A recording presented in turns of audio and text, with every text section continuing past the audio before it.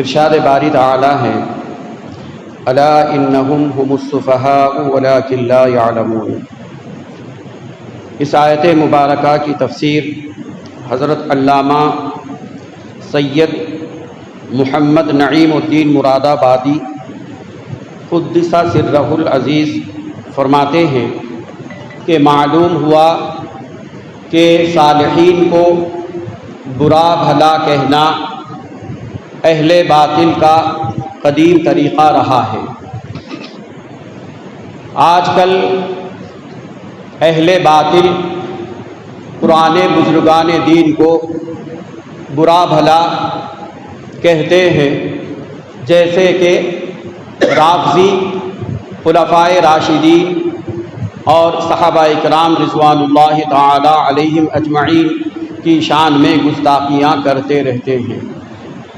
اور ایک جگہ قرآن مجید میں اللہ سبحانہ و تعالی نے ارشاد فرمایا ہے لِيَغِيظَ بِهِمُ الْكُفَّارَ۔ اس آیت مقدسہ کی تفسیر حضرت علامہ مفتی احمد یار خان نعیمی رحمۃ اللہ تعالی علیہ یوں بیان فرماتے ہیں کہ معلوم ہوا کہ صحابہ کی شان میں گستاخی کرنے والے سارے کے سارے کافر ہیں۔ حضرت علی رضی اللہ تعالی عنہ بیان کرتے ہیں کہ نبی کریم علیہ الصلاۃ والسلام نے ارشاد فرمایا کہ میرے بعد ایک قوم آئے گی، ان کا ایک برا لقب ہوگا، وہ رافضی کے نام سے پکارے جائیں گے۔ اگر تم کہیں ان کو پاؤ تو ان کا قتل کر دینا، وہ اس وجہ سے کہ وہ مشرک ہوں گے۔ حضرت علی رضی اللہ تعالی عنہ فرماتے ہیں کہ میں نے پوچھا یا رسول اللہ ان کی پہچان کیا ہوگی؟ فرمایا کہ تیرے بارے میں، یعنی حضرت علی رضی اللہ تعالی عنہ کے بارے میں، یعنی تیرے بارے میں وہ کچھ کہیں گے جو تو نہیں ہے، وہ کچھ کہیں گے جو تو نہیں ہے، اور میرے صحابہ کی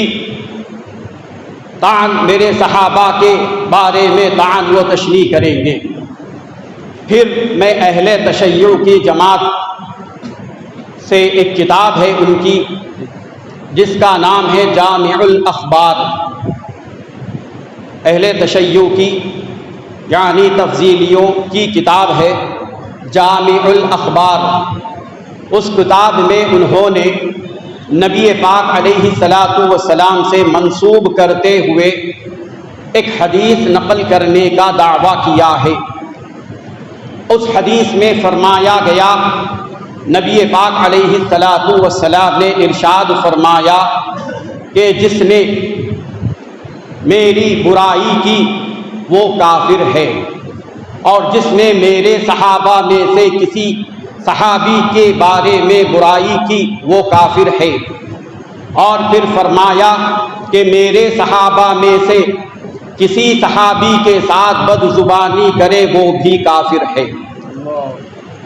حضرت علی رضی اللہ تعالی عنہ کو خبر پہنچی کہ ملعون عبداللہ بن اسود حضرات شیخین یعنی حضرت ابو بکر صدیق اور حضرت عمر فاروق رضی اللہ تعالی عنہما کی شان میں گستاخیاں کر رہا ہے، تو آپ نے اسے طلب فرمایا اور ارادہ مصمم کیا کہ میں اس کو قتل کر دوں گا۔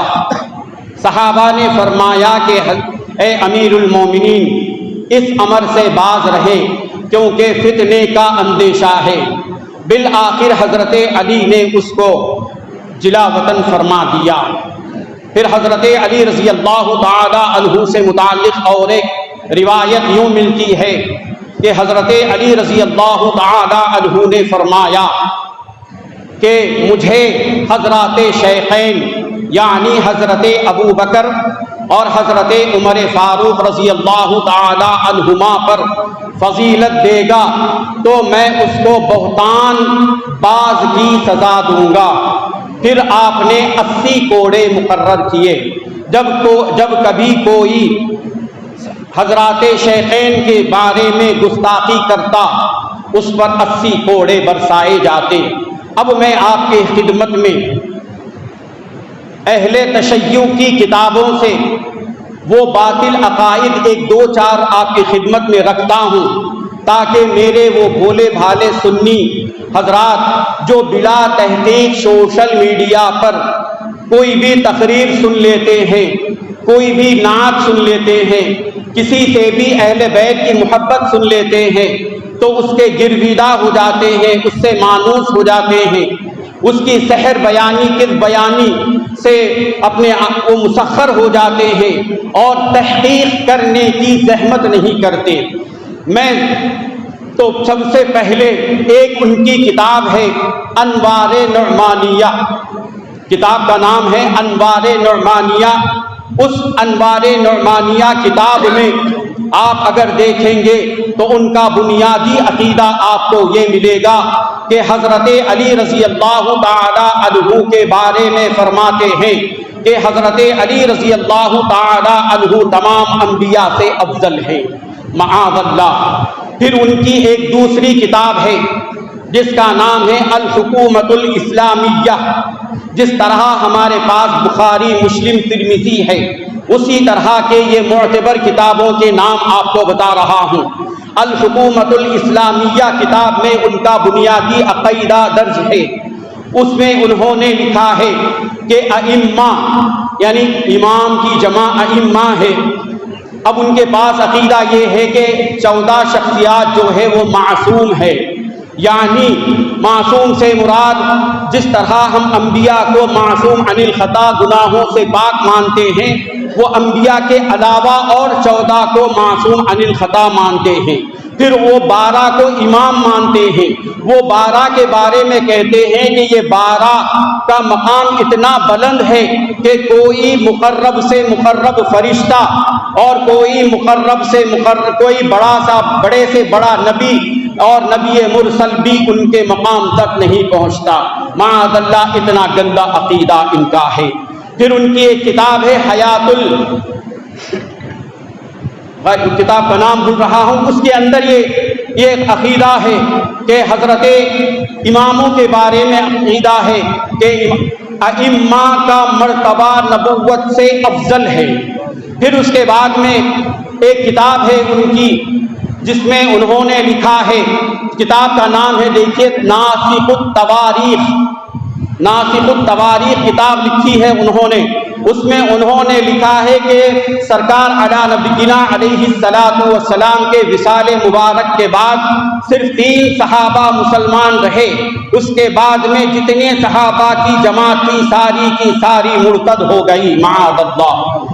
پھر اس کے بعد میں انہوں حق الیقین ایک کتاب ہے، اس کتاب میں انہوں نے لکھا شیخین کے بارے میں کہ حضرت ابو بکر اور حضرت عمر فاروق رضی اللہ تعالی عنہما یہ دونوں مرتد ہے، معاذ اللہ۔ اسی حق الیقین کے آگے وہ لکھتے ہیں کہ حضرت ابو بکر صدیق رضی اللہ عنہ اور حضرت عمر فاروق رضی اللہ تعالی عنہ لکھتے ہیں کہ یہ جہنم کے 7ویں طبقے میں ہے اور ان کے گلے میں آگ کی زنجیریں ڈالی ہوئی ہے، معاذ اللہ۔ تو میرے عزیزان محترم، میں یہ کہنا چاہتا ہوں کہ آپ حضرات سے گزارش ہے، پہلی گزارش یہ ہے کہ سوشل میڈیا پر بلا تحقیق کسی کے بھی بیانات نہ سنیں، اس سے عقائد بگڑتے ہیں، اس سے عقائد نہیں بگڑتے ہیں، آدمی ایمان سے دور ہو جاتا ہے۔ اب مجھے آپ یہ بتائیے، ایک سوال کا جواب دیجئے، کیا یہ جو میں نے عقیدے گنوائے ہیں، اس عقیدے کے بارے میں آپ کیا کہتے ہیں؟ ایسے عقیدہ رکھنے والوں کو کیا آپ مسلمان سمجھتے ہیں؟ کیا ایک بات بتائیے، آپ مسلمان سمجھتے ہیں یا انہیں کافر سمجھتے ہیں؟ مجھے یہ یقین ہے کہ آپ سب مل کر انہیں کافر سمجھتے ہیں، اور مجھے یہ بھی یقین ہے اگر کوئی شیعہ یہاں پر آ جائے تو آپ اس کے پیچھے نماز نہیں پڑھیں گے۔ گے۔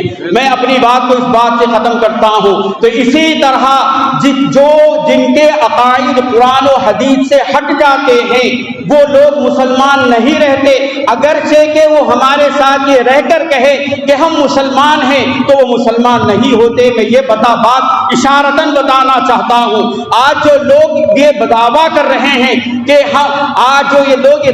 رہے ہیں کہ ہم تمہیں دشمنان اسلام سے اور جھوٹے مدعیان نبوت سے تمہیں بچا رہے ہیں، پہلے تمہیں انہی سے بچنا ہے۔ وآخر دعوانا الحمدللہ رب العالمین۔